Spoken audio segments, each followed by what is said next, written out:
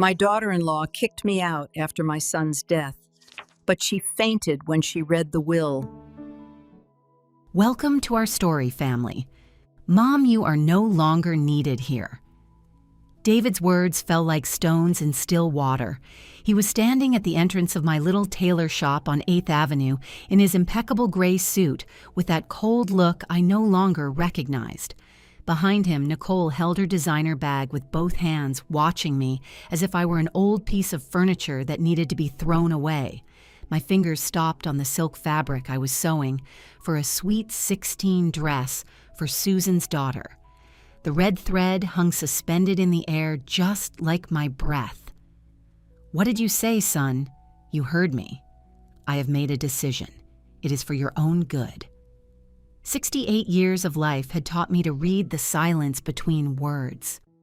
In that moment, as the Chicago sun poured through the windows of Martha's Tailoring, the business I had built with my own 2 hands over 30 years, I knew my son had not come to visit me.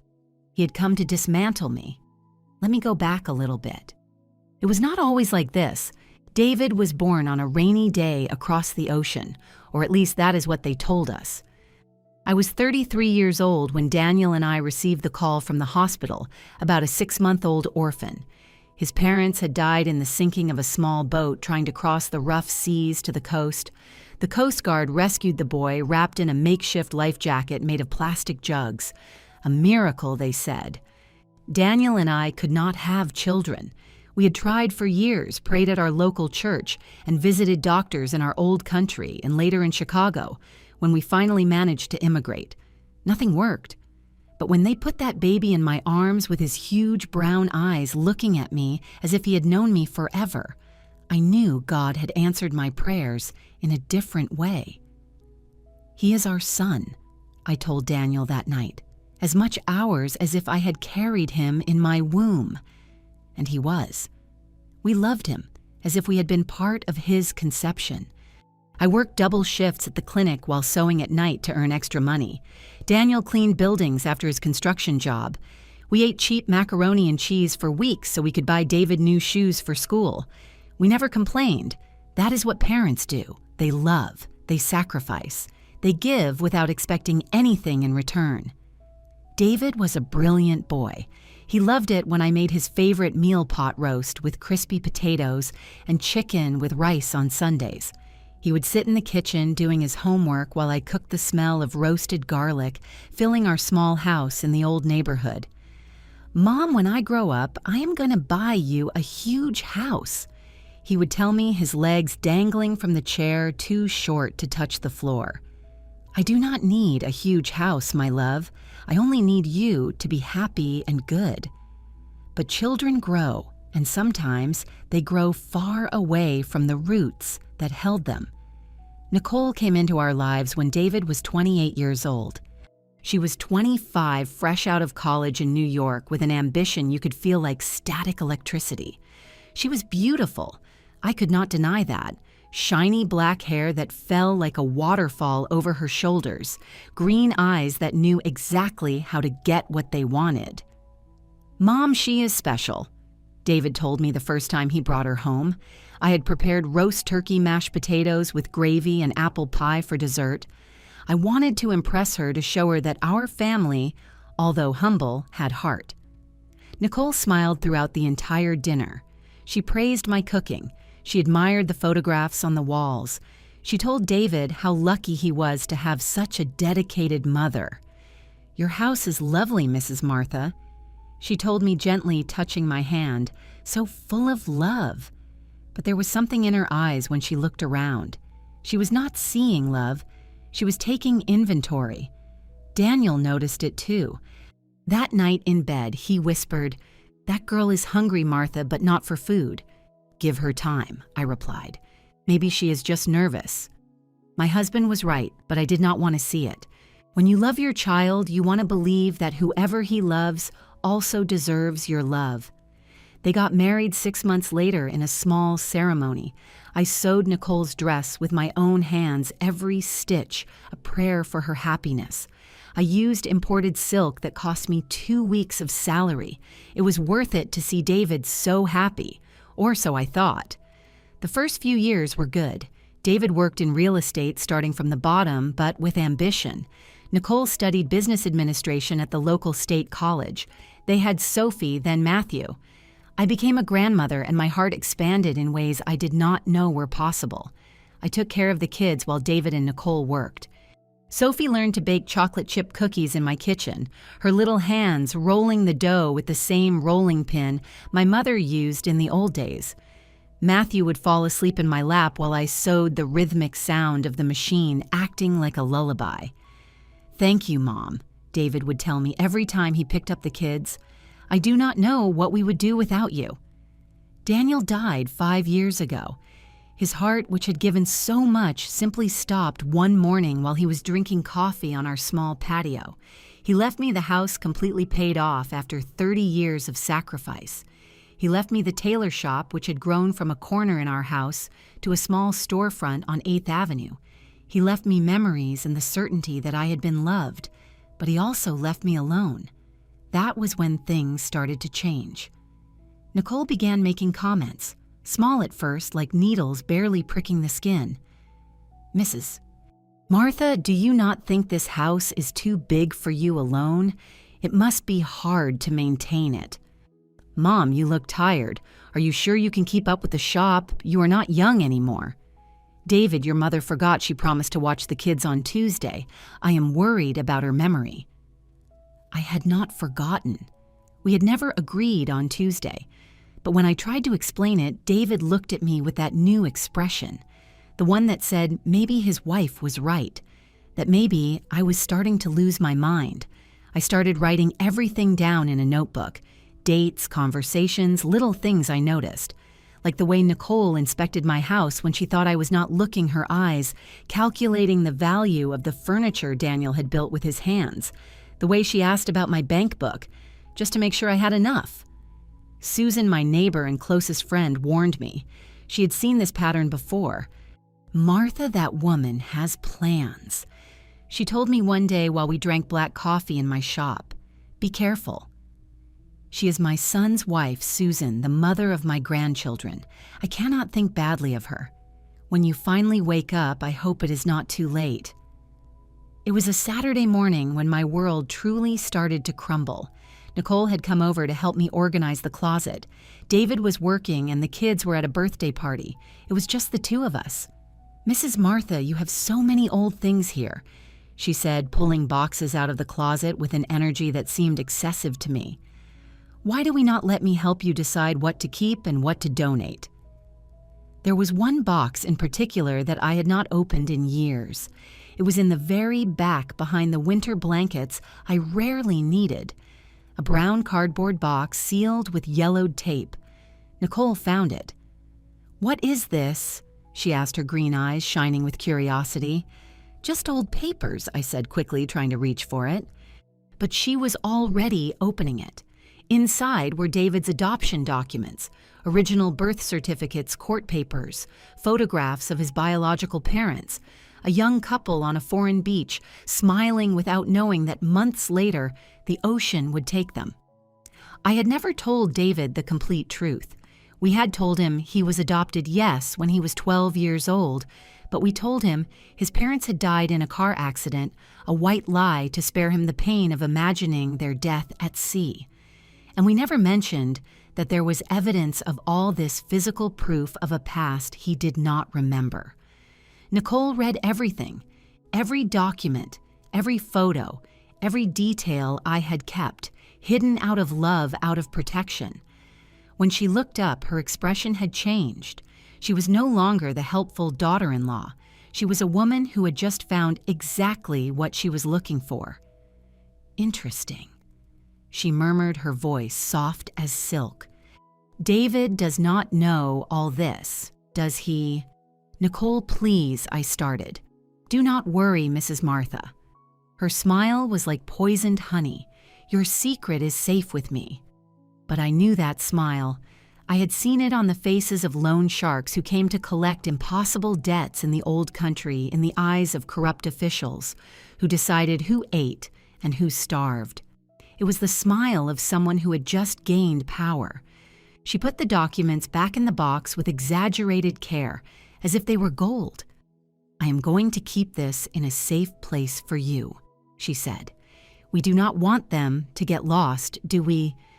She took the box and left, leaving me standing in my bedroom with the cold premonition that I had just lost something more than old documents. I had just lost my son. Over the next few weeks, I noticed subtle changes in David. He came to visit me less. When he did come, he was distant, his hugs shorter, his smiles more forced. The children stopped coming as often.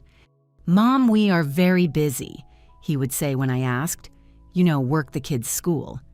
But I saw Nicole in the background observing our interactions like a movie director reviewing a scene. One day, David arrived alone. He sat in my kitchen, the place where he had grown up, where he had done his homework, where he had dreamed of his future. But this time, he had not come to dream. "Mom, we need to talk about your situation." My situation. My heart was already racing. "Nicole and I are worried. We see you forgetting things. You fell in the bathroom last month." "I slipped one time, David, one time in 68 years. But it could have been serious." He took a deep breath. "We have been looking into options. There is a very nice place, Sunset Gardens, where you could—" "No." The word came out before I could even think about it. "I am not going to any nursing home." "It is not a nursing home, Mom. It is an assisted living facility. You would have medical care, social activities." "I have medical care, I have friends, I have my shop, my home. This is my house, David, the house where your father and I raised you, where we cooked together, where we celebrated your birthdays, where—" "Mom, do not be difficult." His tone had hardened, a voice he had never used with me before. "We are trying to help you." I just stared at him. This man I had carried in my arms, fed with my food, protected with my love. When had he become a stranger? Or are you trying to help yourselves? The words came out bitter. His face closed off. "I do not know what you are talking about." But I knew. I could see it in the way he avoided my gaze, in the tension of his shoulders. Nicole had shown him those documents. She had told him that I had lied, and now, poisoned by her manipulation, he was here to tear me apart piece by piece. He left without saying goodbye. I stayed in my kitchen, the same one where I had made thousands of meals with love, and cried for the first time since Daniel died. 2 weeks later, David returned, this time with papers. "Mom, I found something while I was helping Nicole organize your closet." His voice was controlled, but I could see the anger boiling underneath. "Why did you never tell me the truth about my parents?" My stomach sank. "David, you lied to me." He threw the documents on the kitchen table, photographs of his biological parents scattered like fallen leaves. "You told me they died in a car accident. They died trying to cross the ocean, at sea. Do you know what that means? Do you know how many nights I have wondered who they were, where they came from?" "I was protecting you, son. You were 12 years old when we told you. How could I tell a child that his parents drowned, that the ocean you looked at from the beach had been their grave?" "It was not your place to decide that." His voice broke. "They were my parents. It was my history, and you stole it from me." "David, please let me explain. Explain what that for 35 years you kept this hidden, that every time I asked you about them, you gave me half-truths." He ran his hands through his hair, a gesture he had inherited from Daniel. "What else have you lied to me about?" "Nothing, never. Only this, and it was out of love." "Love does not lie, Mom." His words were like knives.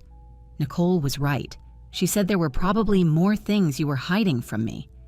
There it was, Nicole's poison dripping from my son's lips.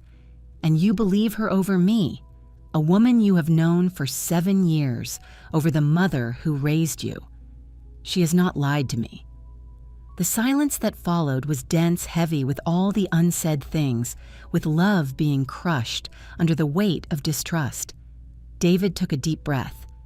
"I have made a decision. Sunset Gardens has a room available. You are going to go there. It is for your own good. I will not go. It is not a request, Mom.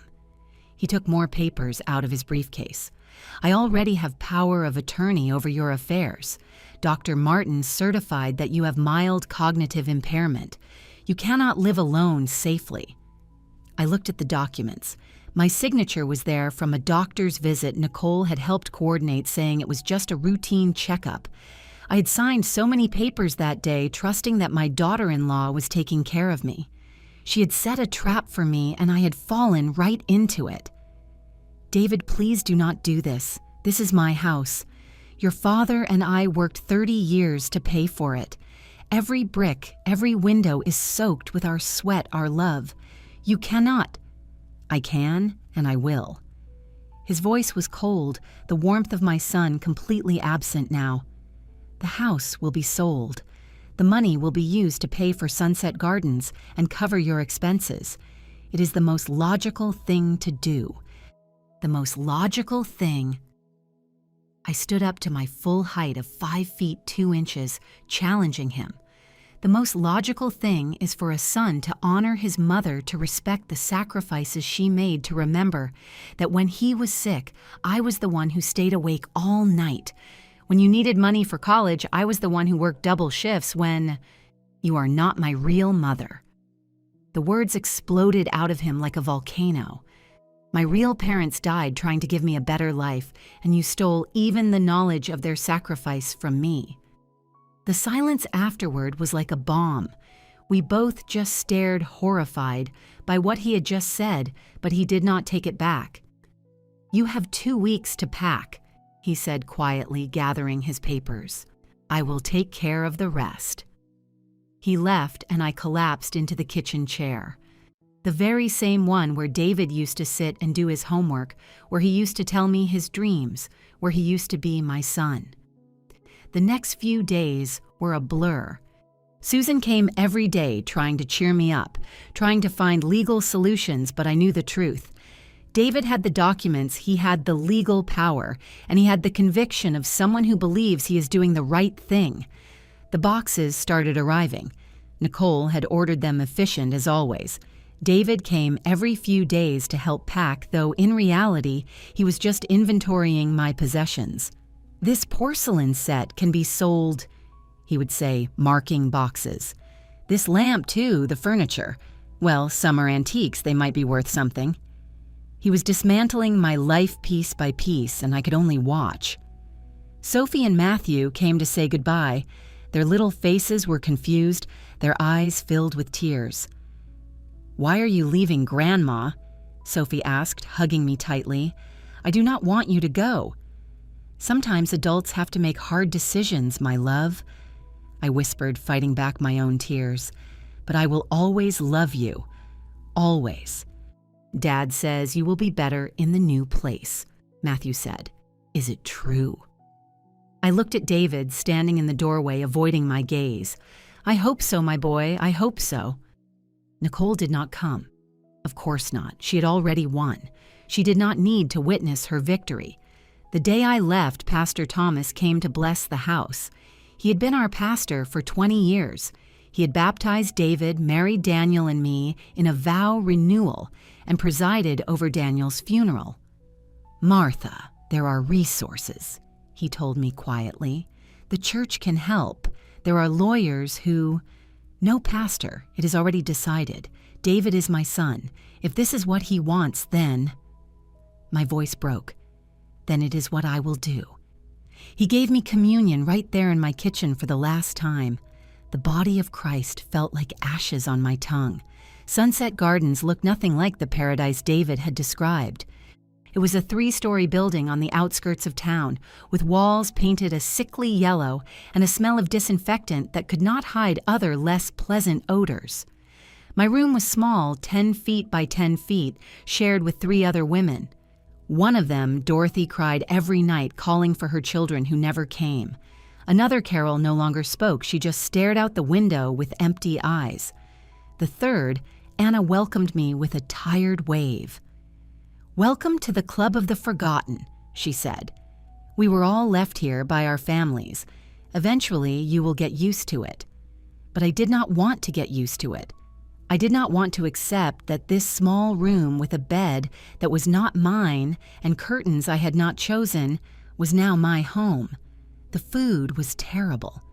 Tasteless rice, boiled chicken without spices, vegetables that seemed to have lost the will to live. Nothing like the pot roast I used to make, nothing like the crispy potatoes, nothing that tasted like love or home. The nurses were kind but rushed. Too many patients, too little time. They gave me my medications, helped me bathe, checked boxes on a list. I was just another chore, not a person. David came once in the first week. He stayed 15 minutes. "How are you, Mom?" he asked, looking at his phone more than at me. "Fine." I lied. What was the point of telling him the truth? The food is different. Well, it is nutritious. That is the important thing. He continued checking his phone. "I have to go. Work meeting. See you soon." "Can you bring Sophie and Matthew next time?" "We will see. They are busy with school, you know." That was the last time I saw him in a month. While I was at Sunset Gardens, my previous life disappeared piece by piece like sand through my fingers. Susan visited me when she could, bringing containers of homemade food, roasted meat, and sweet treats. The nurses let her in because they saw how much it lifted my spirits.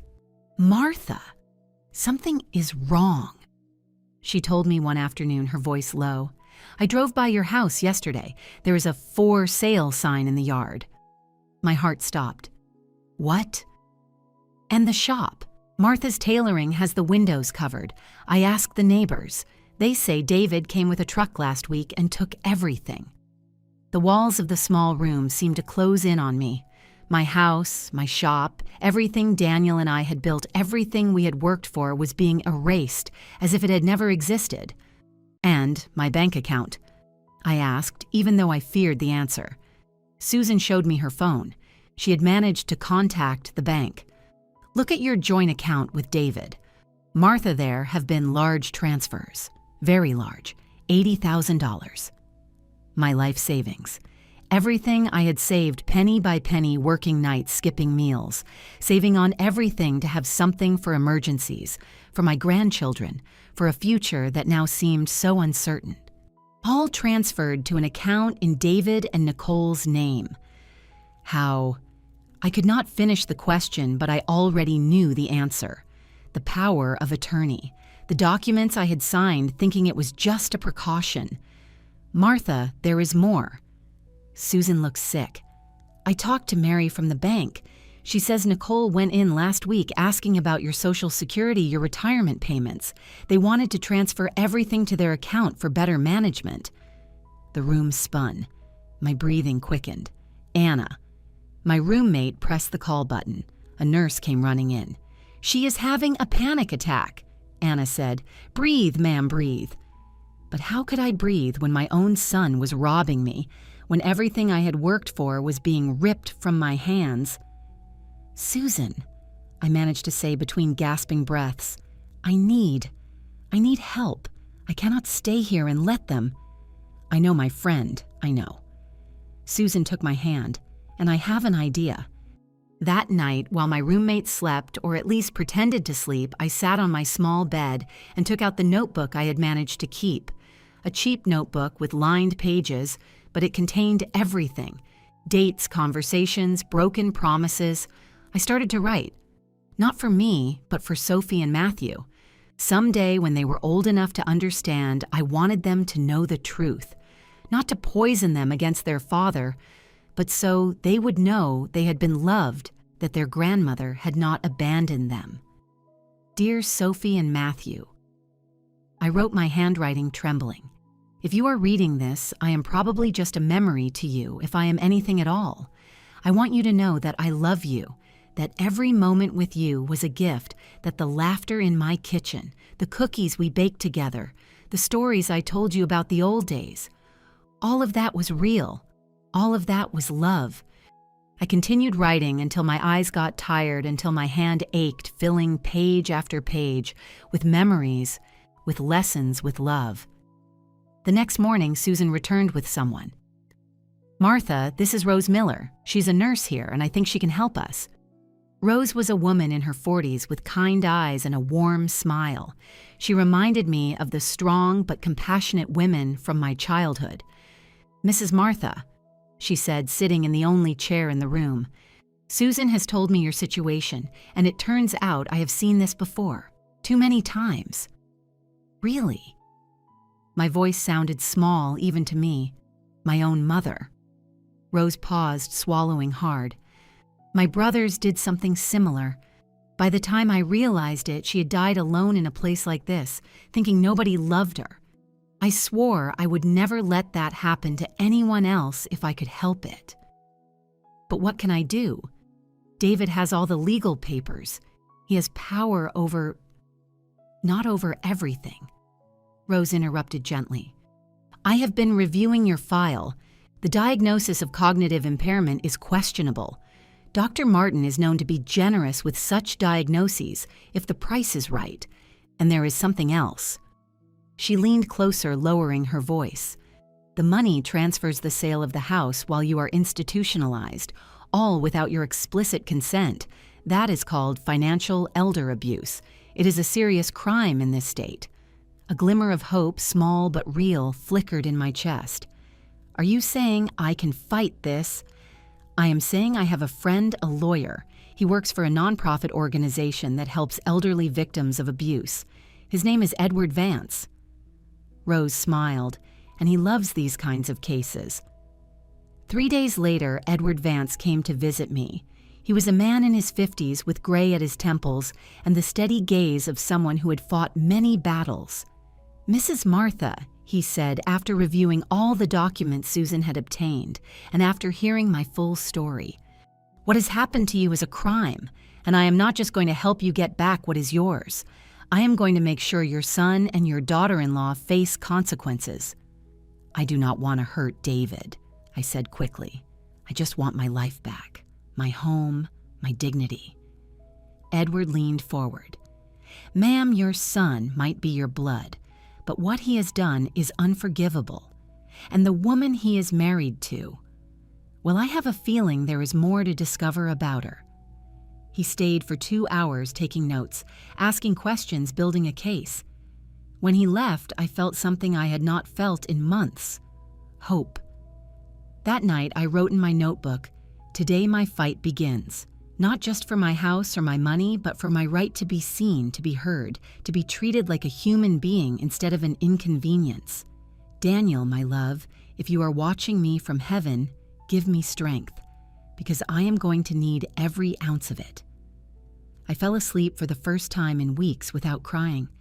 But miles away in the house that was once mine, David and Nicole were about to receive a surprise that would change everything. Because the next day, Edward Vance would file a lawsuit, and the carefully constructed world of lies and manipulation that Nicole had woven was about to start unraveling. The war for my life had begun. Rose Miller became something I never expected to find in Sunset Gardens, a daughter of the heart. It started with little things. She worked the night shift from 11 at night to 7 in the morning when the place was quieter and the other nurses were overloaded or dozing in the break room. Rose would come to my room with a real cup of black coffee made in her personal thermos. My grandmother taught me. She told me the first night we shared it sitting in the dark while my roommates snored softly. She used to say that coffee is not just a drink. It is conversation. It is family. We drank coffee and talked. I told her about Daniel, about how we met waiting in a bread line in the old country, both 18 years old, with the hope of a better future. I told her about the journey to America, hiding in the bottom of a fishing boat, seasick and terrified but determined. I told her about David, the miracle baby who arrived when we had already given up on the idea of being parents. "And your mother?" I finally asked. Susan mentioned that she, too... Rose's face darkened. "My mother, Carol, died 3 years ago, right here in a place like this. My brothers, Peter and Louis, convinced her she could no longer live alone after she broke her hip. They told her it was temporary just until she healed. But it was not temporary. No." Rose took a long sip of coffee. "They sold her house, kept the money. They told her they would come visit her soon. That soon never arrived. She died calling for them, wondering what she had done wrong to deserve being abandoned like that. I am so sorry, sweetheart. That is why I became a geriatric nurse. That is why I work nights in these places. Because if I can make even one person feel less alone, if I can stop even one family from making the same mistake. Her voice broke. Then my mother's pain was not in vain. We sat in silence, two women connected by the pain of being discarded by those who should love us the most. Mrs. Martha, Rose said finally, Edward is good at what he does, but he is going to need time. Meanwhile, can I ask you for something, anything? Teach me how to sew. I blinked, surprised. To sew. My mother tried to teach me when I was a girl, but I was rebellious. I thought it was old-fashioned, unnecessary. Now I wish I had something of hers, some skill she had. And you have 30 years of experience. If you teach me, it will be like keeping your craft alive, like honoring everything you built. Tears so common these days filled my eyes, but these were different, not of pain, but of purpose. I would love to, sweetheart, I would love to. Rose brought an old portable sewing machine to the facility. It was not as good as my beloved industrial machine at the shop, but it worked.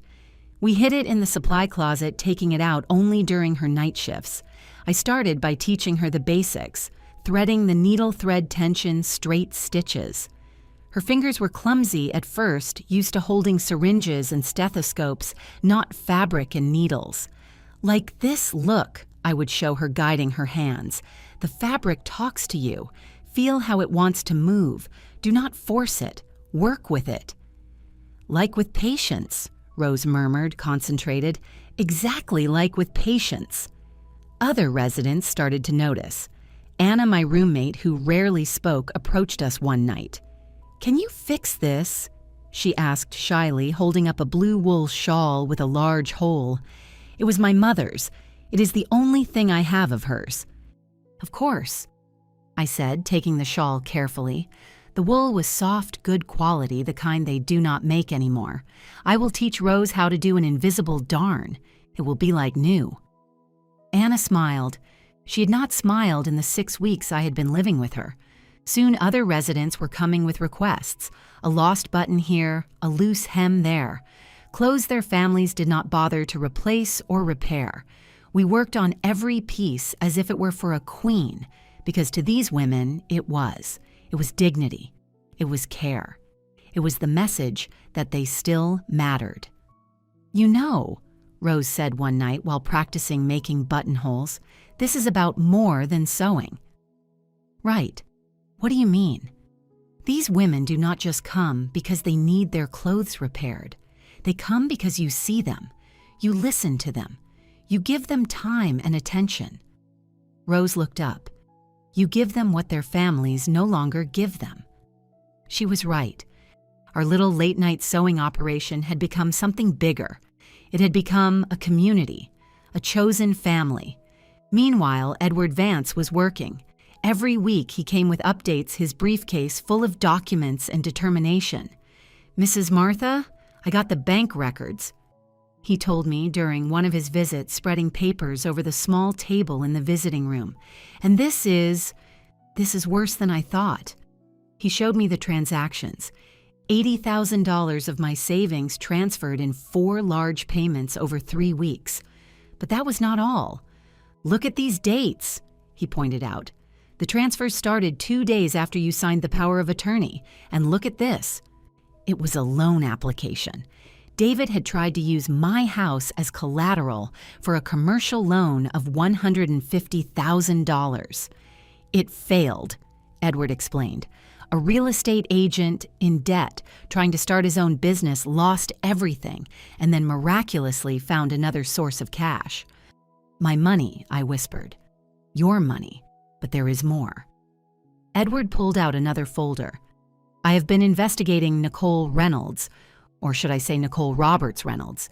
It turns out this is not her first marriage. My heart beat faster. She was married before in South America to a man named Andrew Stone, a successful businessman 30 years older than her. They got married when she was 22. He died 2 years later. He died of a heart attack officially, but his family filed a complaint claiming Nicole had manipulated the old man to change his will weeks before his death. The case was dismissed for lack of evidence, but Edward looked at me meaningfully. Andrew's family says the pattern is exactly the same. Gain trust, isolate the victim from their family, gain control of the finances, and then leave with everything. I finished my voice barely a whisper. Nicole left the country with approximately $300,000. She came to the United States on a student visa. She met David 6 months later. Edward closed the folder. Mrs. Martha, your daughter-in-law, is a professional con artist, and your son is her latest mark. The room spun. All the pieces fit together. The way Nicole had appeared in our lives, so perfect, so attentive. How she had helped with my medical appointments, my paperwork. How she had found those adoption documents exactly when she needed them to manipulate David. But David, my voice broke. He is still my son. He chose to do this. Did he? Edward leaned forward. Or was he manipulated by a woman who knows exactly which buttons to push? Look, your son made terrible decisions. But Nicole, she is the mastermind behind all this.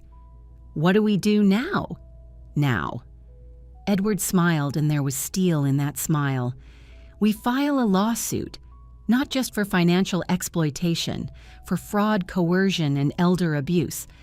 And I am going to make sure every sordid detail of Nicole's history comes to light. 2 days later, David received the lawsuit papers. Susan told me later what happened. She was in her shop when she saw David walk out of his house, pale as a ghost with crumpled papers in his hand. Nicole came out behind him yelling, "I told you this would happen. I told you your mother was going to cause trouble." Her voice was sharp, piercing. "What are we going to do now, David? How we use that money to pay your debts? We cannot give it back. You said it was legal. You said the power of attorney gave me the right to manage her finances." David looked like he was on the verge of a breakdown. "Manage, yes. Nobody said anything about lawsuits or criminal lawyers."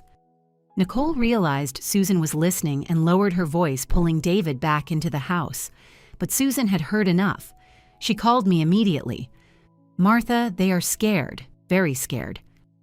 That is a good sign. But I did not feel triumphant. I felt sick. This was my son, the boy I had raised, whom I had loved unconditionally. And now we were on opposite sides of a legal battle. That night, I could not sleep. Rose noticed during her rounds. "Mrs. Martha, what is wrong? Am I doing the right thing?" I asked. "David is my son. What if this destroys him? What if—" Rose sat on the edge of my bed. "What if what you are doing teaches him that there are consequences for his actions? What if it saves him from becoming the kind of man who can abandon his mother and sleep well at night?" But the pain is already here, Mrs. Martha. You did not create it. He did when he chose to believe a stranger over you, when he signed papers to take your home, when he took your money. Rose took my hand. Sometimes the truest form of love is letting someone face the consequences of their choices, even when it hurts, especially when it hurts. The next few weeks were a whirlwind of legal preparation. Edward came almost daily going over testimonies, preparing me for what was to come. His lawyer will argue that you have cognitive impairment and that everything was done for your own good, he explained. We need to prove that you are completely lucid, that you can make your own decisions. We organized cognitive evaluations with independent doctors. They all concluded the same thing. My mind was perfectly clear. The impairment diagnosed by Dr. Martin was at best exaggerated and at worst fabricated. It turns out Dr. Martin has been disciplined before for questionable diagnoses, Edward said with satisfaction. His credibility is in the gutter. But the best evidence came from an unexpected place. My own hands. "Look at this," Rose said, bringing out several pieces of clothing we had repaired. "Every stitch is perfect. Every pattern is precise. A person with cognitive impairment could not do this work." What are you thinking?" Edward asked. "I am thinking," Rose smiled, "that Mrs. Martha should do a demonstration in court, show them exactly how capable she is." Edward laughed. "You are brilliant. Absolutely brilliant." Meanwhile, the local community was finding out about my story. Susan, bless her heart, had started telling other business owners on 8th Avenue. The story spread like wildfire. An elderly tailor stripped of everything by her own son and a manipulative daughter-in-law. People were outraged. Many remembered their own mothers, grandmothers, the sacrifices they had made. Others had seen similar situations in their own families. "Martha, there are people who want to help," Susan told me during a visit. "They want to organize a protest, bring media attention to the case." "I do not want David to be publicly humiliated," I said quickly. "Martha," Susan took my hands, "David humiliated himself when he did this. The community is just reminding him what respect means, what family means." It was Sophie who changed everything. She was not supposed to know about the lawsuit. David and Nicole had been careful, they thought, hiding all the legal papers, whispering their conversations. But Sophie was 13 years old. She was not stupid, and walls are thin. One afternoon, while Rose was teaching me a new embroidery technique, there was a knock on the door. One of the day shift nurses poked her head in. "Mrs. Martha, there is a young girl here. She says she is your granddaughter." My heart jumped. "Sophie?" The girl walked in shyly in her wrinkled school uniform, tears in her eyes. Behind her was Matthew holding his backpack. "Grandma." Sophie ran to me, hugging me tightly.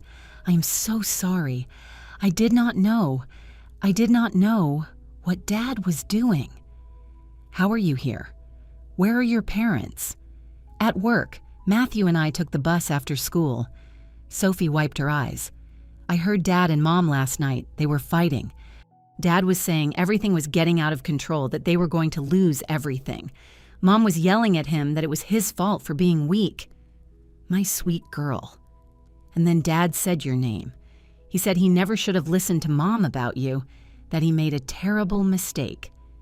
Sophie looked at me with those big eyes so much like David's as a child. "Grandma, is it true that Dad took your house, your money?" I could not lie to her, not to her. "Yes, my love, it is true." Matthew's question was simple but devastating. Why would Dad do that to Grandma?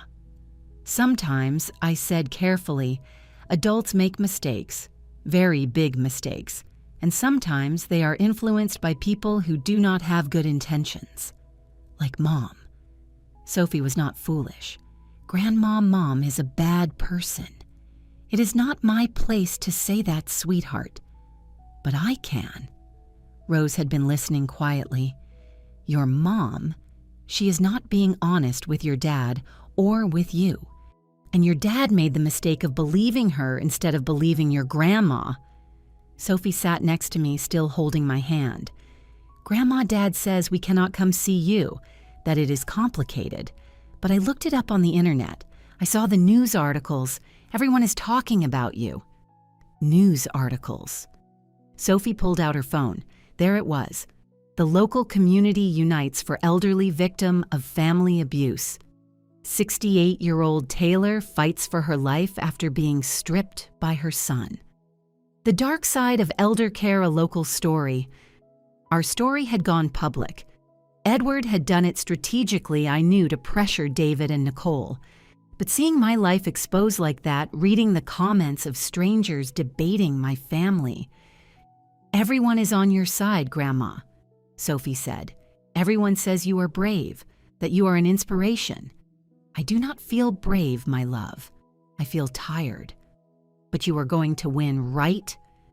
Matthew climbed into my lap, something he had not done in years.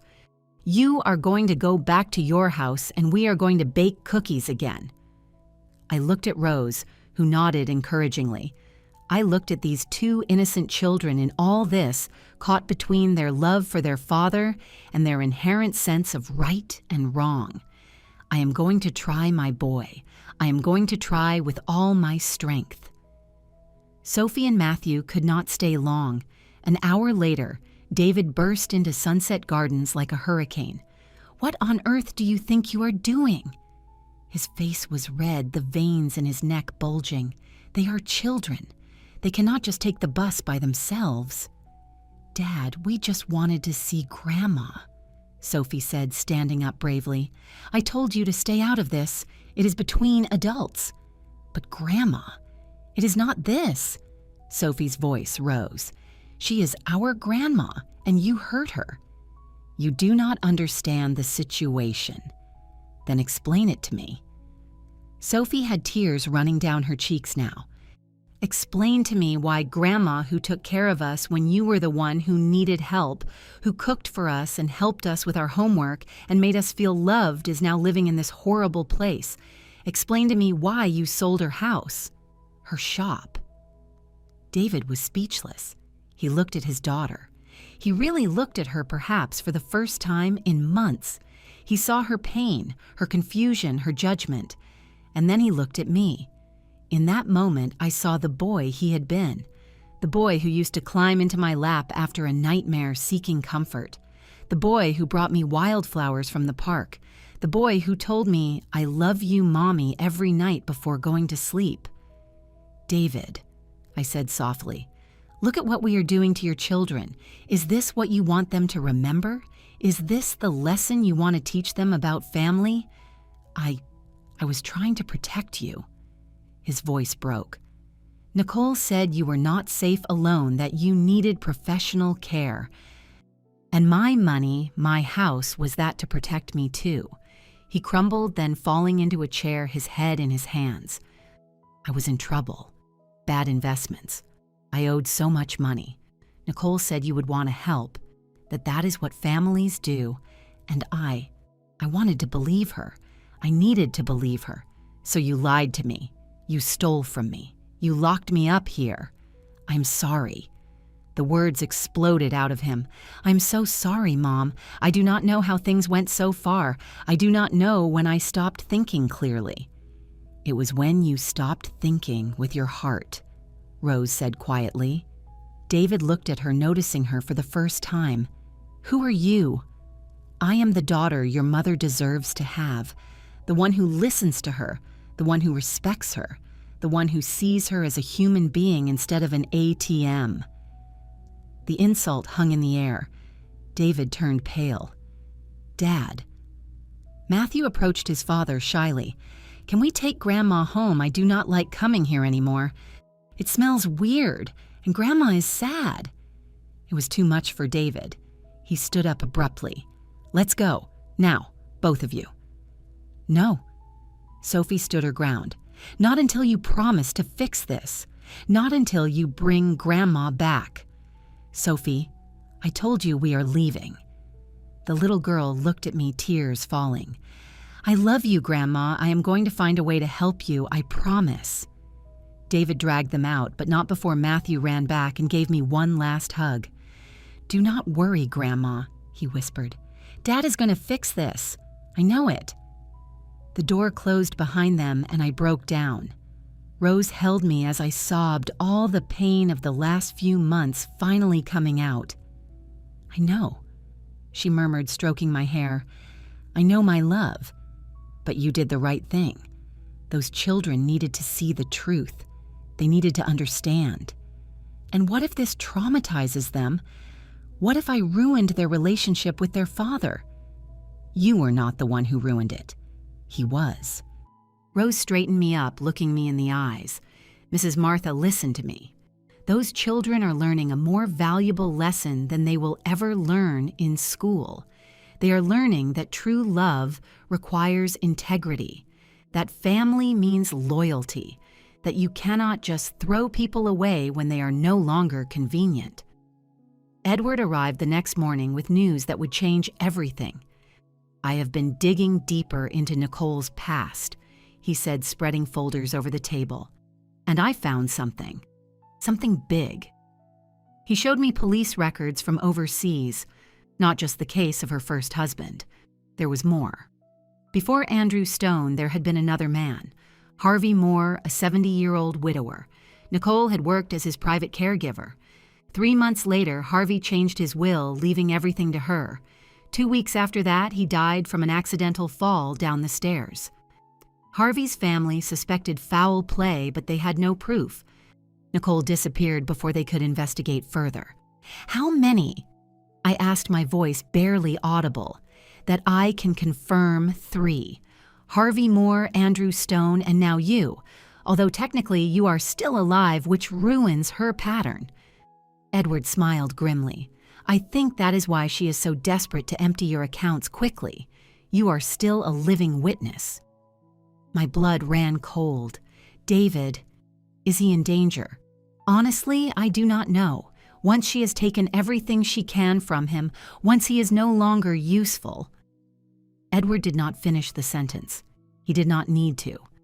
We have to warn him. I already tried. I sent the documents to his lawyer. But Nicole has a strong hold on him. She has eroded his trust in everyone else, including you. Believing it now, then we do not make him believe it with words. I turned to Rose. Can you contact Susan? I need to ask her a favor. Susan arrived that afternoon with something I did not expect, her cell phone showing a video that had been posted online. One of the customers at my bakery uploaded it, she explained. It has gone viral in the local community. Look. It was a video of the late-night sewing group. Someone had filmed me working my hands, moving with precision over the fabric, explaining techniques to Rose and the other residents. My voice was clear, my mind sharp. Clearly, there was no cognitive impairment. The comments were full of support.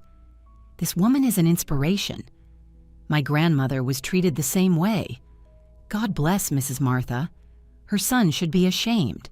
But there was one comment in particular that caught my attention. It was from an account called Sophie M. This is my grandmother, and I am going to make sure the world knows what they did to her. Sophie is fighting for you, Rose said, in her own way. We have to use this, Edward said, thinking quickly. If we can show that there is public support, community pressure, David might start to question Jessica. He might start to see that she has isolated him, manipulated him. And how do we do that? Robert smiled. With a public hearing, in 2 days we have the preliminary hearing. Normally it would just be lawyers and the judge, but I can request an open hearing and I can make sure the community knows where and when. Do you want them to come? I want them to fill that room. I want David to see how many people are on his side. I want him to feel the weight of what he has done. Robert leaned forward. Sometimes public shame is the only teacher that works. I was not sure. Exposing David like that in front of the whole community. But then I thought about Sophie and Matthew, about the kind of man their father was teaching them to be, about the future he was building for them if this continued. Do it, I said finally. Do whatever it takes. The night before the hearing, I could not sleep. I sat on my small bed looking at the notebook where I had been writing to Sophie and Matthew. Rose joined me sometime after midnight. Ready for tomorrow? She asked. I do not know. How can you prepare yourself to see your son in a court to publicly accuse him of theft? You are not accusing him of theft. You are claiming your right to live with dignity. Rose passed me a hot cup of tea. My mother never had that chance. She died thinking that somehow she had failed, that somehow she had deserved to be abandoned. Do not let David have that easy way out. Do not let him convince himself that this was for your own good. We drank our tea in silence, 2 women marked by family abandonment, both fighting in their own way. Rose, I said finally, if all this goes wrong, if I lose, you are not going to lose. But if I do, I want you to know that you have given me something invaluable. You have shown me that family is not just blood, it is choice, it is presence, it is love, demonstrated through actions, not just words. Rose had tears in her eyes. "Miss Martha, you have given me something too. You have given me the opportunity to be the daughter I could not be for my own mother, to do the right thing this time." We hugged, and in that hug I felt something I had not felt in months: hope. True, solid, unwavering hope. The morning of the hearing, Rose helped me prepare with special care. I put on my best dress, one that I had sewn myself years ago, still in good condition.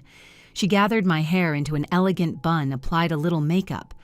"I want you to look exactly like what you are," she said, dignified, strong, unwavering. When we left Sunset Gardens, there was a surprise waiting for me. Elizabeth was there with her car, but she was not alone. There were at least 20 more people, all from the neighborhood, all ready to accompany me to the court. "You are not going to face this alone," Elizabeth said firmly. "We are all going with you." On the way to the court, we passed by Main Street.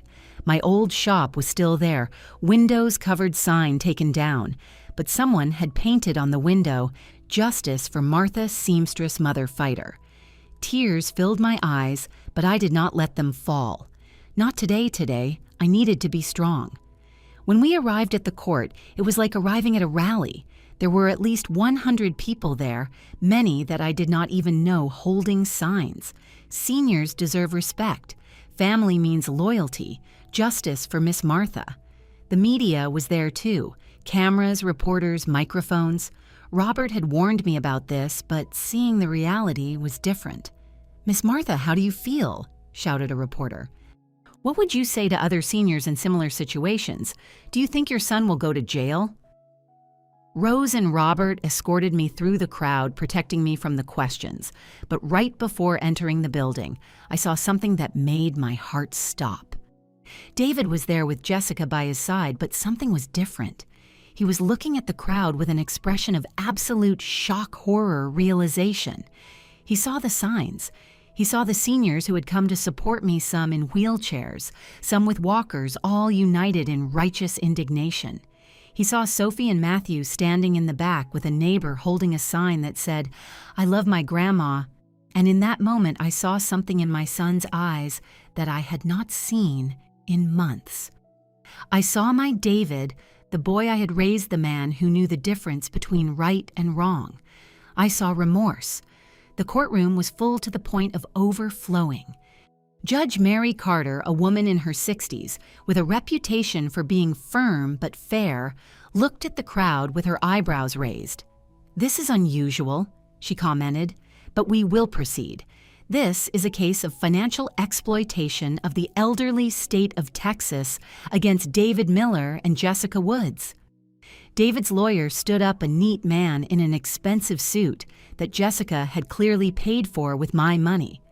"Your Honor, my client acted solely in the best interest of his mother, who suffers from cognitive decline and cannot live safely and independently." Robert stood up. "Your Honor, the defense claims cognitive decline based on a questionable diagnosis. I would like to call my first witness, Martha Miller." I stood up, my legs trembling but firm, walked to the stand, placed my hand on the Bible, and swore to tell the truth. The truth. After so many lies, manipulations, distortions, I was finally going to tell my truth. Robert started with basic questions, my name, age, history. Then he went deeper. "Mrs. Miller, did you sign papers giving your son legal power over your finances?" "Yes, but I was told it was just a precaution in case of an emergency." "Did they explain that this would give your son total control over your assets?" "No, Jessica said it was routine that everyone does it." "And when did you discover that your house had been sold?" "When it was already gone." My voice cracked, but I continued. "I worked 30 years to pay for that house, my husband Daniel and I. Every mortgage payment was a sacrifice. It was our home, our legacy, and it was sold without even telling me." There were murmurs from the audience. The judge banged her gavel. "And your tailoring shop also sold. 30 years building that business. 30 years of clients' reputation, hard work. Everything gone. Mrs. Miller, can you tell us what you have been doing during your time at Sunset Gardens?" "Sewing. Teaching others to sew." Mending clothes for the residents. Robert nodded to Rose, who brought a box. Inside were dozens of pieces of clothing, all expertly mended, some with intricate embroidery. "Did you do all this?" asked Robert. "Yes, with Rose, my friend, she is learning." "Your Honor," Robert addressed the judge, "I would like to point out that this work requires fine manual dexterity memory for complex patterns, problem-solving skills, and executive function. None of these things are possible with significant cognitive decline," David's lawyer objected. "Your honor sewing is a learned motor skill. It could be muscle memory." "Then let me demonstrate," I interrupted. Everyone turned to me. "Give me fabric thread, a needle. I will show you right here, right now." Judge Carter seemed surprised but intrigued. Permission granted. Rose brought me my small sewing kit. The judge handed me a handkerchief with a small tear. "Fix this," she ordered. With hands that trembled only slightly, I threaded the needle. The room was in absolute silence. Every eye was on me. I started to sew. Tiny, precise, invisible stitches. A French darn, one of the most difficult. My fingers moved with the memory of decades, but my mind was completely present, adjusting each stitch, checking the tension, ensuring perfection. 5 minutes later, I handed the handkerchief back to the judge. The tear was gone. Even looking closely, you could barely see where it had been. "Impressive," murmured the judge. "And you say you do this regularly?" "Every night, Your Honor. It is what keeps me sane in that place." I saw David watching me. His eyes were red. Jessica next to him. She was stiff, her face a mask of barely contained fury. David's lawyer cross-examined me, trying to establish that I was fragile, confused, unable to manage my own affairs. But every question he asked, I answered with clarity, with detail, with proof that my mind was perfectly intact. Then he made a mistake. "Mrs. Miller, isn't it true that you hid important information from your son, information about his adoption?" The silence in the room was thick. "Yes," I said quietly, "it is true. And don't you think that lie justifies his loss of trust in you?" "A lie?" I looked directly at David. "One lie in 35 years of love, of sacrifice, of constant and unwavering presence. Does that lie justify robbing me, abandoning me, treating me like a disposable object?" "Your Honor." "She is not answering the question." "Yes, I am." My voice rose. "I hid a painful truth from my son because I loved him, because I wanted to protect him from the trauma of knowing his parents drowned, trying to reach freedom. But he did not lie to me out of love. He lied to me for money. There is a difference." The lawyer hesitated, losing his momentum. The judge motioned for him to proceed or sit down. He sat down. Robert called his next witness, Elizabeth. She testified about the sale of the house, about seeing Jessica and David inventorying my possessions, about the conversations she had overheard. Then came Rose. She testified about my mental state, about my ability to care for myself, about the community I had built at Sunset Gardens. "Miss Martha does not need to be institutionalized," Rose said firmly. "What she needs is to be freed from a living arrangement she never wanted and never genuinely agreed to." But it was the next witness who changed everything. The defense calls David Miller to the stand. David stood up slowly. He looked sick, his skin grayish, his hands trembling. Jessica whispered something to him as he passed, but he did not answer. He swore to tell the truth and sat down. His own lawyer started with basic questions, trying to establish that he had acted with good intentions, but David barely answered his responses. Monosyllabic, his gaze fixed on some point in the distance. "Mr. Miller," his lawyer finally said with frustration, "do you believe you made the right decisions regarding your mother?" Silence. "Mr. Miller, please answer." "No." The word was barely a whisper. "Excuse me. No." Louder now, David lifted his head, looking at me for the first time. "I did not make the right decisions. I made the easiest decisions, the selfish decisions, the decisions that someone who claims to love me convinced me to make." Jessica stiffened. His lawyer seemed to panic. "Your Honor, I request a recess. Your client is testifying," Judge Carter said firmly. "Continue, Mr. Miller." David took a deep breath, his hands gripping the edges of the stand as if it were the only thing keeping him standing. "Mom." His voice cracked as he looked at me. "Mom, I am so sorry.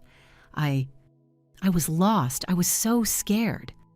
"Mr. Miller," his lawyer interrupted nervously. "I advise you not to—" "No." David turned to him. "No more lies, no more excuses."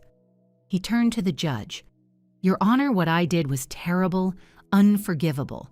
Allow me to explain how I got to this point not as a justification, but as a warning to others." Judge Carter nodded slowly. "Proceed." 2 years ago, I made bad investments in real estate. I lost everything, more than everything, because I had borrowed money I did not have. I owed $150,000 to people. Dangerous people. David wiped his eyes. I was afraid of losing everything. My house, my family. Jessica was pregnant with Matthew. I panicked. That was when your wife suggested a solution, Robert said, standing up. Yes, at first it was just temporary help. Mom was so generous, she always had been. When I asked to borrow $10,000, she did not even ask what it was for. She just said, "Take it, son, family helps each other." Tears began to fall down his cheeks. But it was not enough. It was never enough. And Jessica, she kept suggesting ways to better manage Mom's finances. "Did she suggest you get power of attorney?" asked Robert. "Yes, she said it was for Mom's safety, that if something happened to her, I could help her immediately. It made sense to me at the time, but later—" David closed his eyes. "Later, every time we needed money, Jessica would say, 'Your mother has so much. She has lived her life. You have kids to raise. It is only fair. And the house.' That was when she found the adoption papers." David looked at me, his face twisting in agony. "Mom, when I saw those documents, when I read about my real parents dying at sea, I felt like my whole life had been a lie. I was so angry, so hurt." "And Jessica took advantage of that pain," said Robert. "Yes, she said that if Mom could hide something so big from me, she was probably hiding other things. That maybe she was not as lucid as we thought. That maybe she needed to be in a place where she could be properly cared for." David covered his face with his hands. And I believed her. God help me, I believed a stranger over the woman who raised me. The room was in absolute silence. Even Jessica had gone completely still, her face carefully neutral. "When did you realize you had made a mistake?" asked Robert. 3 days ago, I saw my kids at that protest holding that sign about their grandmother. And Sophie looked at me with such disappointment. She did not say anything, she just looked at me. And I knew I had failed, not just as a son, but as a father. Because I was teaching them that it is okay to betray the people you love when it suits you. David turned completely toward me now. "Mom, I do not expect you to forgive me. I have no right to ask for it.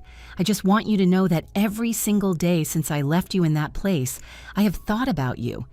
I have slept poorly. I have eaten poorly. I have been miserable. And I deserve it. I deserve it all." "Are you willing to testify against your wife?" asked Robert directly. Jessica stood up abruptly. "Your Honor, this is a circus. My husband is clearly under extreme stress and not—" "Sit down, Mrs. Woods." Judge Carter's voice cut like a whip. "Mr. Miller, answer the question." David nodded slowly. Yes, I am. Because everything Robert uncovered about her, the other men, the scams. It is true, she confessed it to me last night." The murmur in the room turned into a roar. The judge had to bang her gavel repeatedly to restore order. "Mr. Miller, can you elaborate on that confession?" Last night, after we received all the evidence that Robert had gathered, I confronted her. I showed her the documents about John Davis, about Andrew Miller. I asked her if it was true. David swallowed hard. She actually smiled and said, "Of course it is true. Did you think I married you for love?" The impact of those words reverberated through the room. I saw David visibly crumble, years of manipulation finally revealed in their total cruelty. She continued saying that I was the easiest job she ever had, that she had hoped it would be harder to convince me to betray my mother, but it turned out I was pathetically desperate. David wiped his tears aggressively. She said that once she depleted all of Mom's accounts, she would file for divorce and take half of whatever was left, that my kids would not even remember me in 10 years. What did you do after this confession? I called the police. I recorded part of it on my phone. David took out his cell phone. I have the recording right here. Robert took the phone, reviewed it, and nodded to the judge. Your Honor, I request that this recording be admitted as evidence. Permission granted. Jessica's voice filled the courtroom clear and cold as ice. David, you are so naive. Do you think this is personal? It is business. Your mother has assets. I have skills. The math is simple. And yes, Andrew was business too. John too. Weak men. All of you so easy to manipulate with a little affection, a little sex, a little pity party. Your mother at least had the sense to be suspicious of me. You never... Robert stopped the recording. The damage was done. Jessica was standing up, her face now finally showing emotion. Pure fury. That recording was obtained illegally. Texas is a two-party consent state. It cannot be used.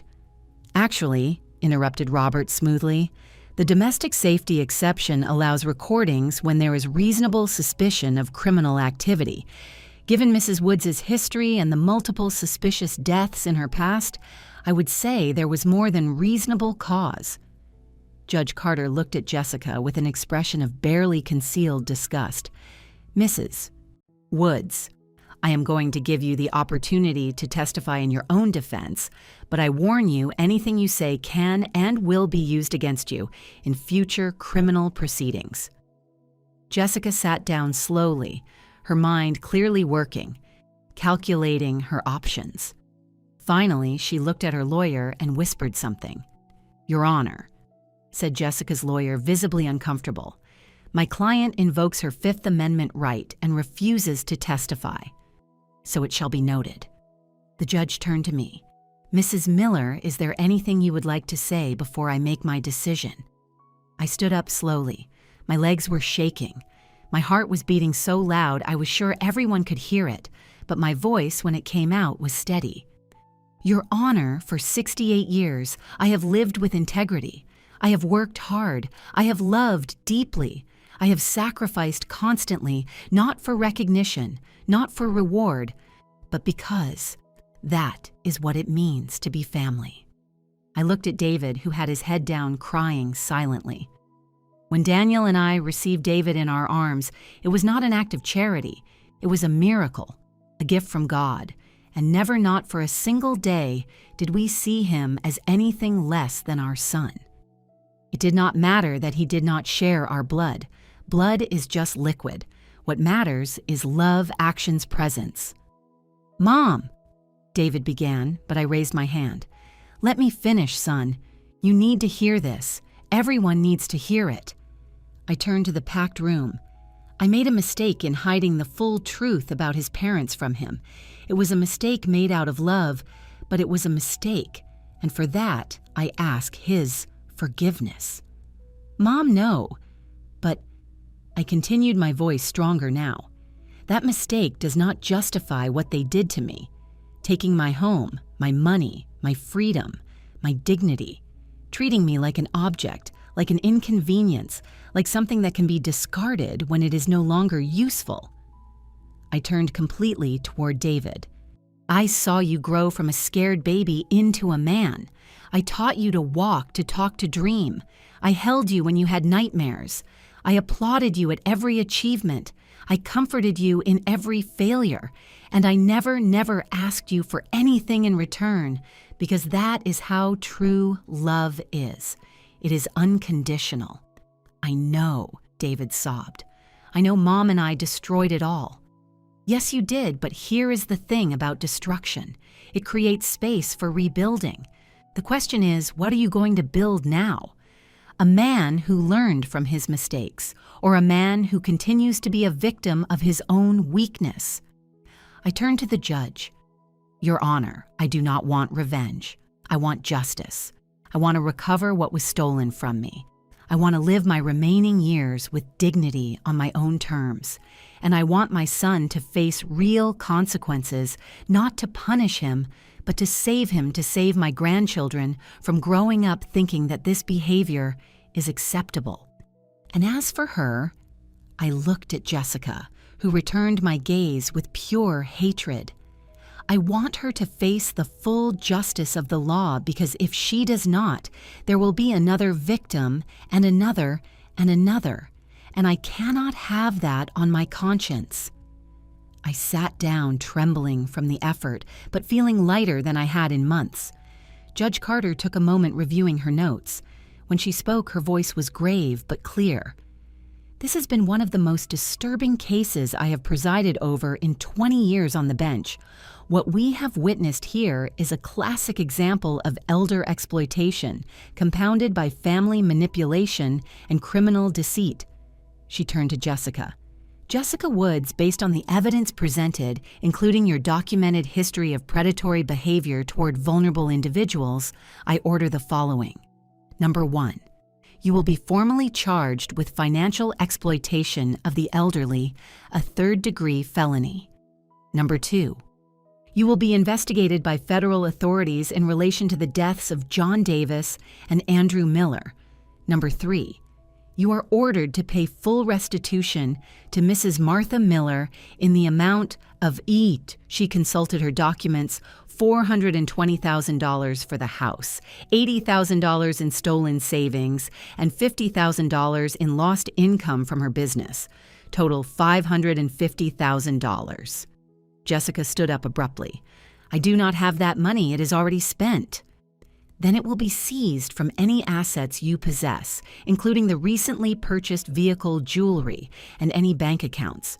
Furthermore, you are subject to a 3-year suspended prison sentence under probation on the condition that you have no contact with Mrs. Miller for 10 years. Any violation will result in immediate incarceration. The judge turned to David. Mr. David Miller, your situation is more complex. You were clearly manipulated, but you also made conscious decisions to betray your mother. Your willingness to confess and testify against your wife is a mitigating factor. Therefore, I order the following. Number 1, 500 hours of community service in elder care facilities. Number 2, mandatory attendance in family therapy and ethics counseling. Number 3, judicial supervision of any contact with your mother for a period of 1 year. David nodded, accepting the judgment. As for the assets, continued the judge, the house has already been sold and the funds distributed. However, I order that 50% of the net value of that sale be returned to Mrs. Miller immediately. The remaining savings will be returned in their entirety. The tailoring business, although closed, will have its assets inventoried and returned or financially compensated. Your Honor, Robert spoke. There is also the matter of a life insurance policy that Mrs. Miller's late husband left. $200,000 that David and Jessica were unaware of. The judge's eyes lit up. Is that correct, Mrs. Miller? Yes, Your Honor. Daniel bought that policy years ago. I had forgotten about it until Robert found it. Excellent. That money, having remained untouched, remains entirely yours. With the insurance money and the ordered restitution, Mrs. Miller, you will have approximately $480,000 enough to start over with dignity. Tears filled my eyes, not of sadness but of relief so profound it almost hurt. Is there anything else? Asked the judge. Robert stood up. Yes, Your Honor. We would like to request that Mrs. Miller be released immediately from Sunset Gardens and allowed to live independently or with a caregiver of her choice. Granted. In fact, I insist upon it, the original placement was made under false pretenses. The judge looked directly at me. Mrs. Miller, you are free to go today. Do you have a place to go? Before I could answer, Rose stood up. Yes, Your Honor, she can stay with me and my daughters for as long as she needs, or forever if she wishes. Elizabeth also stood up. And the community is ready to help her reopen her business. We have already started raising funds. The warmth in my chest expanded. Family. Not by blood, but by choice. Then it is decided. The judge banged her gavel. Case closed. Mrs. Miller, may God bless you and give you many more years of a full and dignified life. Outside the courtroom, the crowd erupted in applause. People I did not know hugged me, congratulated me, cried with me. The media wanted interviews, but Robert kept them at bay. Later, he said firmly. Give her time. Then I saw David standing alone near the building. Jessica had been escorted by the police for processing. His kids were with a neighbor watching from a distance. I walked toward my son. Rose tried to accompany me, but I touched her arm gently. I need to have this moment alone. David saw me approaching. His face was a map of pain, shame, regret. He looked 10 years older than at the start of this nightmare. Mom, his voice was hoarse, I do not even deserve to speak to you. You probably do not, I said honestly, but I am going to listen to you anyway because despite everything, you are still my son. As the tears ran freely down his face, how can you even look at me? Because I know you. I know the boy you were, the man you could be, and I know that this, I gestured toward the courthouse, this is not who you really are. This is who you became under the influence of an evil woman, but I chose to listen to her. I chose to believe her over you. I chose to... Yes, you did, and now you have to live with those choices. You have to face your children and explain to them why you betrayed their grandmother. You have to rebuild your life from scratch. You have to do 500 hours of community service seeing what could have been my fate if I had not fought. I put my hand on his cheek. That is going to be hard, son. Very hard. I know, and I will do it. Everything the judge ordered and more. I swear, Mom, I am going to spend the rest of my life making it up to you. I do not want you to spend your life making it up. I want you to spend your life learning, growing, being better. I lowered my hand. David, I am not going to lie to you. I do not know if we can ever go back to what we had. That trust is broken, and it will take years, maybe the rest of my life, to rebuild it, if it can even be rebuilt. I understand, but I continued. I am not going to close the door completely for Sophie and Matthew, but for us too. Those kids need their father, the real you, not the shadow that Jessica created. Can you be that man? I am going to try. God, Mom, I am going to try so hard. Then start now. Go to your kids. Tell them the truth, everything. Do not protect them from your shame. Let them see the consequences. Let them see your regret. And then show them how a real man rises from his mistakes. David nodded, unable to speak. He leaned in as if to hug me, but stopped unsure. I opened my arms. Come here, son. He collapsed into my embrace, sobbing like when he was a boy. I held him, this man who had caused so much pain, who was still my son, who still needed his mother. I am sorry. He repeated over and over. I am so sorry. I know, and someday that might be enough, but not today.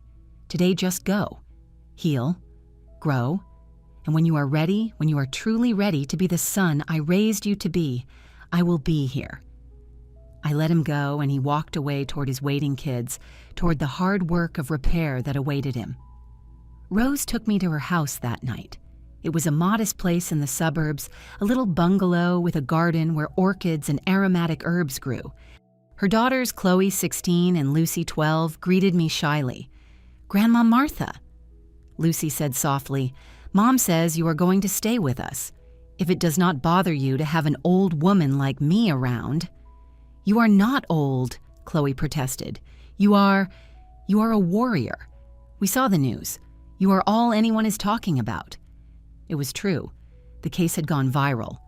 Videos of my testimony of my sewing demonstration in court were circulating on social media. Articles about elder exploitation cited my case as an example of why we need stronger laws. I had unintentionally become the face of a movement. But that night in Rose's house, I was not a symbol. I was just Martha, tired to the bone, but finally free. Rose prepared a hearty beef stew, her version of ultimate comfort food. We ate together at the small kitchen table, the girls telling me about school, Rose sharing work stories. "This," I said softly, looking around the table, "this is family." "Yes," Rose smiled, "it is." That night in the guest room that Rose had prepared for me, I took out my notebook. I had written so much during these dark months, but now I wrote something different. "Dear Sophie and Matthew, if you are reading this, it means you are old enough to understand. Your father made terrible mistakes, but here is the thing about mistakes. They do not define who we are unless we let them. I hope your father has learned from this.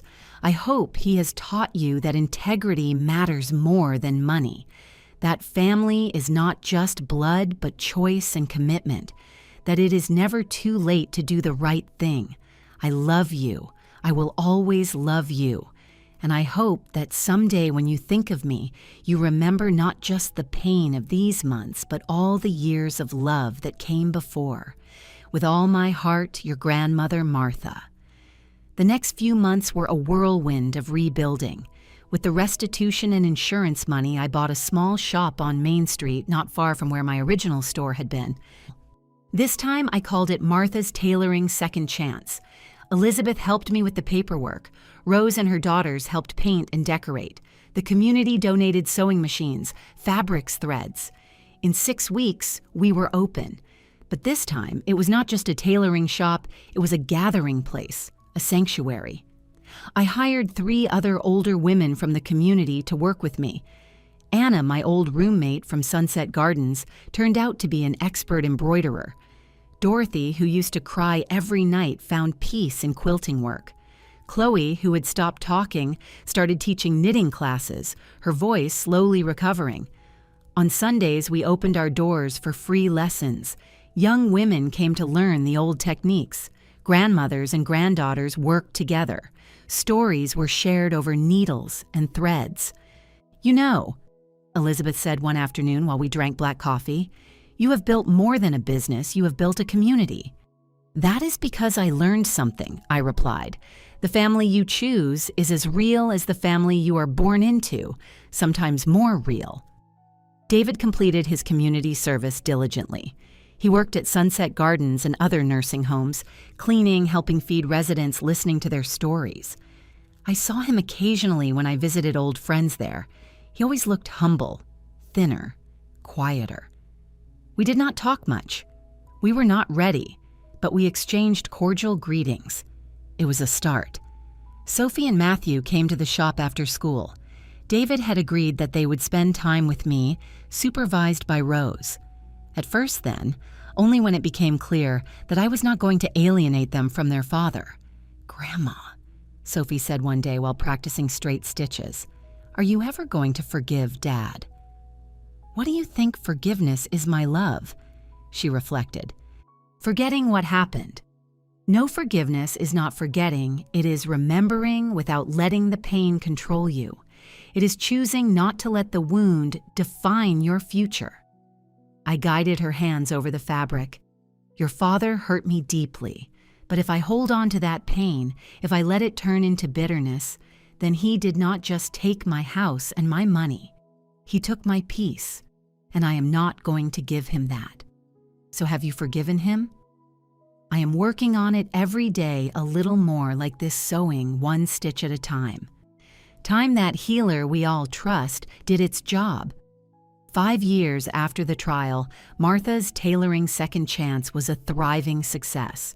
We had expanded now, occupying 2 storefronts, holding regular classes, selling handmade products, and we had started a nonprofit program, teaching sewing to low-income women so they could start their own businesses. Rose had become my official partner, leaving nursing to dedicate herself completely to our business.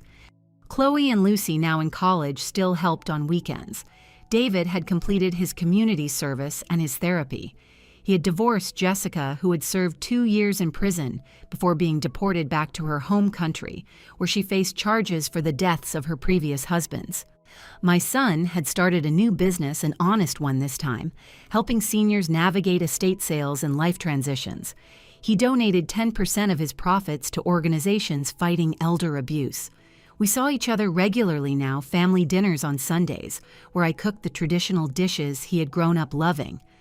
The trust was rebuilding slowly, brick by brick, but we had agreed on something. We would never pretend that the past had not happened. It was part of our history now, a scar we would always carry. "Mom," David told me one Sunday after dinner while the grandkids played outside. "I know I say this often, but I need you to hear it again. I am sorry for everything. I know, son, and I have reached a place where I can believe that you are sorry. Does that mean you have forgiven me?" I considered the question carefully. It means I have forgiven the man who made those mistakes, but I will never forget the lessons I learned about trusting too easily, about protecting what is mine, about recognizing manipulation when I see it. That is fair. And David, I looked at him directly, if ever, and I mean ever, I feel that you are slipping back into those patterns, into putting your needs above the well-being of others, I will tell you. And this time, you need to listen to me. Understood. Understood. I promise you, Mom. Never again.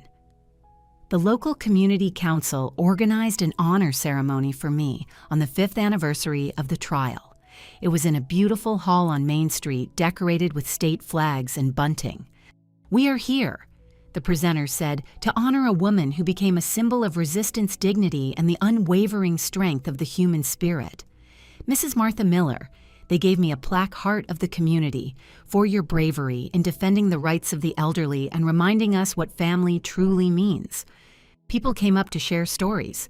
One woman said my case gave her the courage to leave an abusive situation. Another said she had reconciled with her mother after seeing my story. A young man admitted he had been considering institutionalizing his father until he realized he was repeating my story. "You give me too much credit," I said when it was my turn to speak. "I only did what anyone would do when they find themselves out of options. I fought." "But that is the point," Elizabeth said from the audience. "Many do not fight. They give up. They accept. You showed us that it is never too late to rise up." I looked around the room. David was there with Sophie and Matthew, now teenagers, Rose with her daughters, Robert, who had become a close friend, Anna, Dorothy, Chloe, and dozens of other women whose lives had touched mine. "If there is one thing I want you to remember," I said, "it is this. Family is not just who gives birth to you or who shares your blood. Family is who shows up, who stays, who fights for you when you can no longer fight for yourself." I looked directly at Rose. It is the nurse who becomes a daughter, the neighbor who becomes a sister, the stranger who becomes a savior. Then I looked at David. And sometimes it is the son who failed but had the courage to get up, face his mistakes, and spend years trying to make amends. That is also family, the guy who chooses to stay even after everything has been broken. I am now 73 years old. My hair is completely white, my hands more wrinkled, my back more hunched, but my mind is clear, my heart is full, and my life is my own.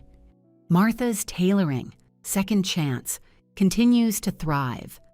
Sophie, now 18, has announced that she wants to study fashion design. She says she was inspired by me by seeing that it is never too late to rebuild your life. Matthew, at 15, volunteers at Sunset Gardens on Saturdays. He says he wants to make sure no other senior is treated like I was. David and I have found a balance. It is not what we had before that is lost forever, but it is something new, something built on honesty and clear boundaries. It is love, but adult love. Love that has been tested and has survived. On quiet nights, I still write in my notebook. but they are no longer letters to Sophie and Matthew. They are memoirs, lessons, stories that I want to preserve. True love is not perfect, I write. It is resilient, it bends, but does not break. And when it breaks, it has the courage to try to heal, knowing that the scars will always be there. Rose comes in with coffee. We sit on the porch of the house we now officially share, watching the Texas sunset paint the sky orange and purple.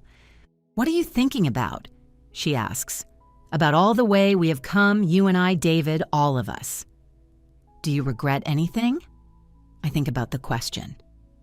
I regret trusting too much. I regret not seeing the warning signs with Jessica. I regret telling the truth about his adoption the way I did. No, I say finally. Because all of that, all the pain and the betrayal and the struggle brought me here, to this life, to this family that I have chosen and that has chosen me, to this peace that I would never have appreciated if I had not known war. You are a wise woman, Miss Martha. Not wise, just old and stubborn. I smile. There is a difference. We sit in comfortable silence, two women who found family in the most unexpected places.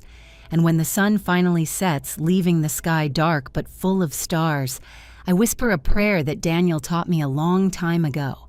Thank you for another day, for the battles won and the lessons learned, for the love that remains even when everything else falls apart, for the family not by blood but by choice, for second chances, for life. Amen, Rose says softly. Amen, I echo. And in that moment, in that place with this family, I built from the ruins of what I lost. I am completely, perfectly at peace.